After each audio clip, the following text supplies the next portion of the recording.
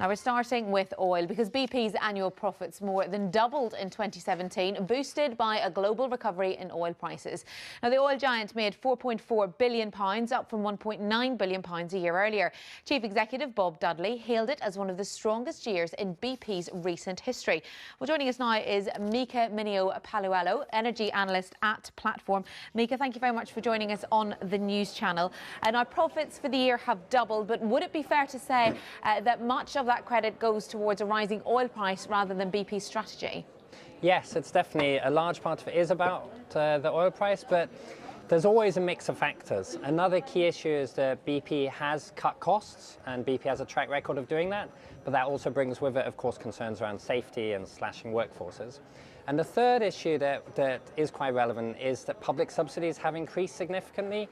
Over the last year, we saw the Treasury changing the fiscal regime for the North Sea, so there's a much greater portion of the decommissioning costs will be taken on by the public in cleaning up the oil rigs. And similarly, we're also seeing hundreds of millions in public loans and direct subsidies to pipelines, including BP's new proposed EuroCaspian MegaPipeline from Azerbaijan to Italy. So these end up factoring in quite heavily to BP's profits because those public subsidies enable BP to bring new fields online.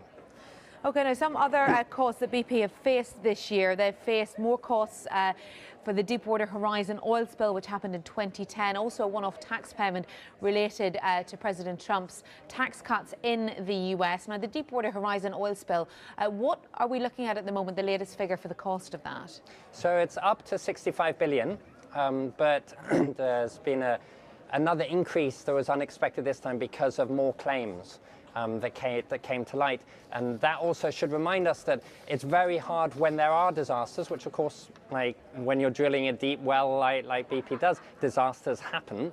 And then a lot of people get affected, a lot of claims come forward. It's hard to estimate all of those beforehand. It's possible that we'll see further increases down the line.